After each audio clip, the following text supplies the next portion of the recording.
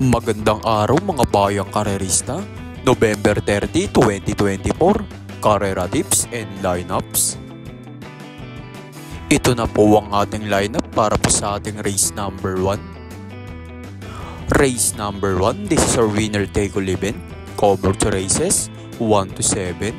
This is a 2-year-old maiden race. Ang distansya nga po natin dito mga bayang karerista ay 1,400 meters. At magsisimula nga po ito ng 3 PM mga bayang karerista.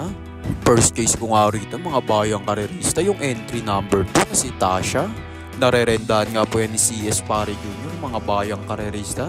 Sa lahat ng mga kasali dito mga bayang karerista, siyang may magandang pruweba para sa 1,400 meters. Meron nga siyang 129.6 mga bayang karerista. Kaya tingin ko medyo lamang ito dito. Second case ko ngayong entry number 1 na si Alapaap. Narerendahan niya ni JT Pabilik mga bayang karerista. Ito magandang lahi na ito. At Diyos Reality out of Holy Bear mga bayang karerista. Stony Roaders ang may ari mga bayang karerista. Ito na lang ata ang panakbo nilang kabayo mga bayang karerista. Magsisimula ata ulit sila. Siguradong ilalabas to. At mabigat nga nakalaban na ito, stakes race mga bayang karerista. Sila Babin Hoblut at Midnight Bell. Ito na po ang ating lineup para po sa ating race number 2. Race number 2, this is our Pick 6 event, covers races 2 to 7.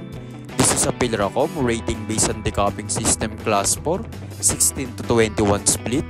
Ang distansya nga po natin dito mga bayang karerista ay 1,400 meters. At magsisimula nga po ito ng 3:35 PM mga bayang karerista. First case ko nga rito mga bayang karerista, mababa na sa laban to, entry number 6, Distant Thunder. Narerendahan niya ni Gepril Tagulaw Sarate.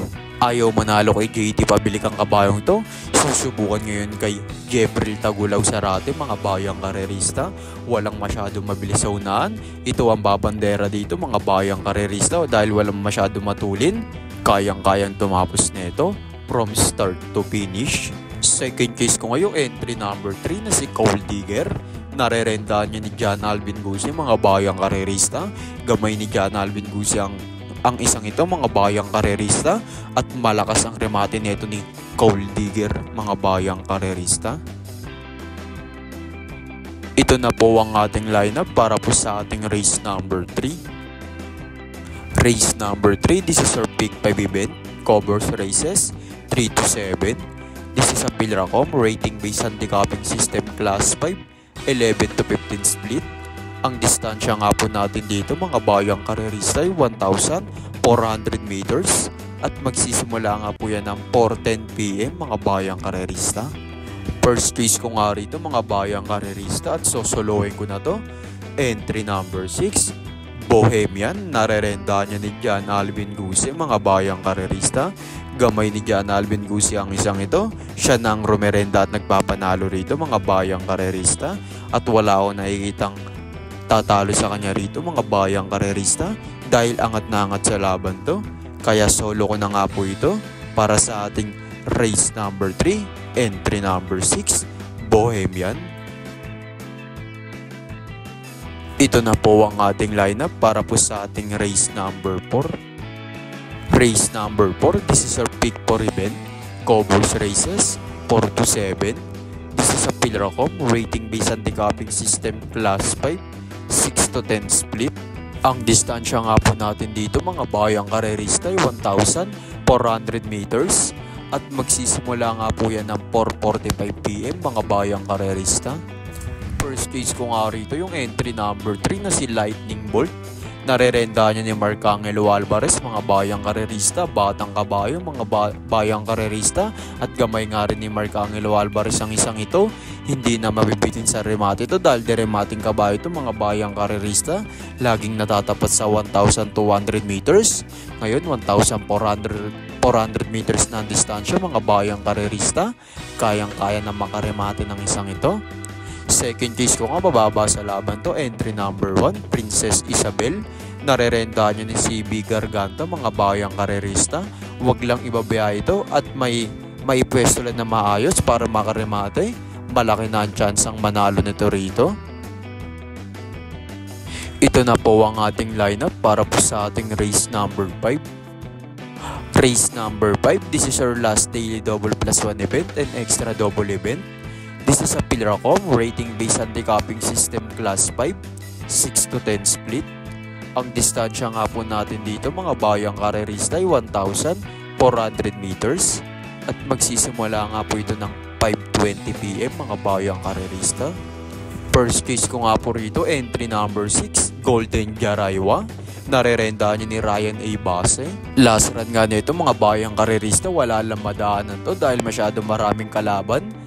At siya ang may pinakamagandang pruweba dito mga bayang karerista. May 128.6 nga ito para sa 1,400 meters mga bayang karerista. Kaya tingin ko nakakaangat ito sa laban na to. Second case ko nga po, entry number 4, Manila Boy. Narerendahan nga po yun ni Mark Angelo Alvarez. Ito mga bayang karerista, kahit may kaedaran na tong kabayan to, mahusay pa rin ang pananakbo mga bayang karerista. Gamay ni Mark Angelo Alvarez ito. Kapag nakapwesto ng maganda-ganda to mga bayang karerista, dire-diretso ng remate na ito ni Manila Boy. Ito na po ang ating lineup para po sa ating race number 6.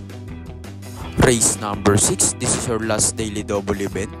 This is a Pilracom rating based anti-capping system class 4, 22 to 27 split. Ang distansya nga po natin dito mga bayang karerista ay 1,400 meters. At magsisimula nga po ito ng 5:55 PM mga bayang karerista.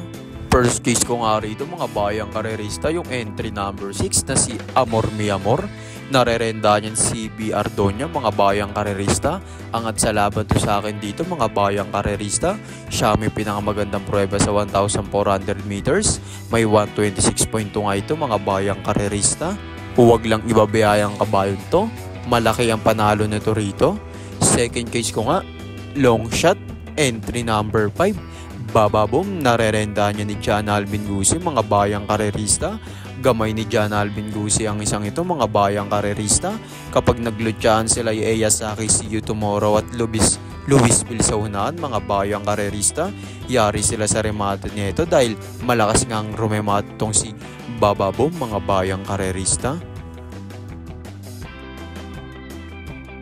Ito na po ang ating lineup para po sa ating race number 7. Race number 7, this is our last race for today.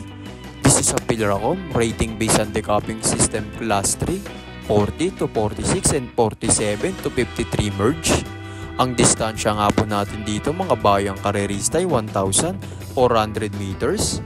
At magsisimula nga po ito ng 6:30 PM mga bayang karerista. First race ko nga rito mga bayang karerista, yung entry number 7, Daily Burn. Narerenda niya ni Apprentice Edgy Guerra mga bayang karerista. Lamang nga ito sa laban dito mga bayang karerista kung magbabasihan natin ng pruweba. Dahil maganda nga ang pruweba sa 1,400 meters nito. May 124.4 nga po ito sa 1,400 meters mga bayang karerista. Mainam na mainam. Kaya tingin ko malaki rin ang panalo nito rito. Second case ko nga, entry number 3, Perfect Delight. Narerenda niya ni JT Pabilik. Importeders mga bayang karerista at nagbabalik. Mabibigat nga mga tinatalo na ito sa stakes race mga bayang karerista. De banderang kabayo to, kayang tumapos from start to finish. At dyan na po nagtatapos ang ating karera tips and lineups mga bayang karerista para po sa araw ng Sabado, November 30, 2024. Sa mga gusto po ng online betting mga bayang karerista sa karera, 15% ang porsyento natin mga bayang karerista. Kapag nanalo ka ng 1,000 mga bayang karerista, automatic magiging 1,150 yan. Register lang kayo sa ating link sa comment section mga bayang karerista. At kung may mga katanungan kayo, nasa comment section din ng ating Facebook mga bayang karerista. I-message nyo lang po ako doon. At sa mga gusto po magpa-shoutout, comment lang po kayo sa ating comment section at isa-shoutout po natin yan sa ating next racing video. Yun lang po, good luck and happy racing sa inyong lahat mga bayang karerista.